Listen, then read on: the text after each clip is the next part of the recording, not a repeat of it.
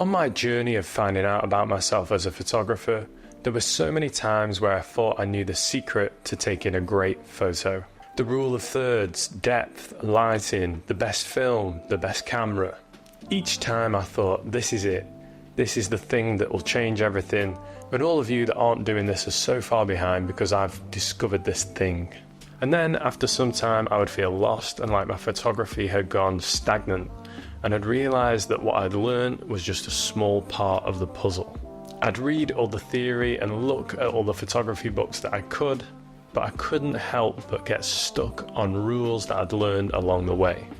The whole time I thought those rules were helping. I thought if I stick to these rules, maybe I'll find work somewhere cool or I'll get noticed for the work that I'm doing. But it took way too long for me to realise that those rules were making me a boring photographer. Everyone knows that photography mantra, learn the rules and then break them. But when you're a beginner, or sometimes even when you've been shooting for a really long time, it's hard to know how to break those rules and when to break those rules. The problem is that rules help you to make nice photos. And nice photos are the kind of photos that your parents say are good. Now, I'm not dissing your parents. I mean, usually your parents will tell you that your work is the best, no matter what it looks like. But I think in terms of art and photography, nice is the enemy to great. This finally really hit home when I was asked to shoot a picture of someone for a magazine cover. But when I went to go and do it, I was like, I'll do this on digital and I'm going to use sort of classical lighting and that's what's going to make it good. Unfortunately, it wasn't until a bit further down the line until I realised how wrong that I'd got it. And this is the important part. They didn't hire me to take a classical photo. They hired me to shoot how I shoot, because otherwise they wouldn't have hired me. And this is it basically. Anyone can take nice photos, but not anyone can shoot the way you do in your style. When I realized this, I completely changed my mentality.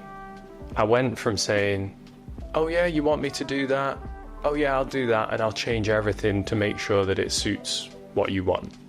And I started saying, if you want me to shoot this, this is what I would do, and this is how it's going to look. If you don't want that, then that's absolutely fine. You see, there's a million photographers out there that can take normal photos, nice photos, but there aren't many photographers out there that are going to do it in the way that you do it. And that is where your value is. Putting value on my style and ability really changed the way I looked at myself as a photographer. If someone wants the kind of work that anyone can do, then they'll get anyone to do it.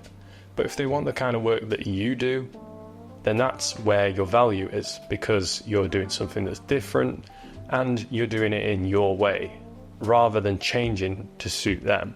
Now, this is true whether you're doing paid work or you're doing your own work and building up a portfolio. People aren't looking for the best photos that anyone can take. They're looking for the best photos that you can take in your style and to see a continued theme over time. So just remember, anyone can take nice photos, but it's about what you take and how you take it and showing that consistency of style. Now, you might be sitting there thinking, well, I don't know what my style is. I don't know what my identity is as a photographer.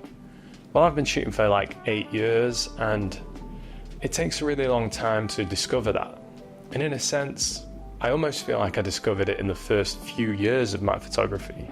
And then I got all confused with all the other stuff in between.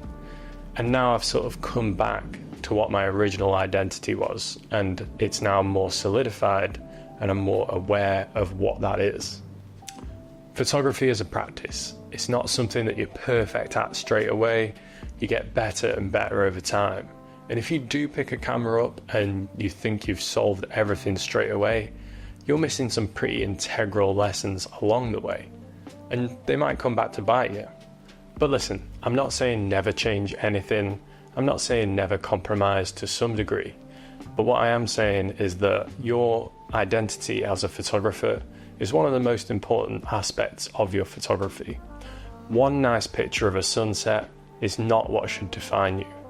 What should define you is a style in your work consistently over a period of time. And of course that style can change over time, but the fact that it's identifiable is a really big thing. So less nice photos and more interesting photos that don't necessarily follow all the typical rules, but they show who you are as a photographer.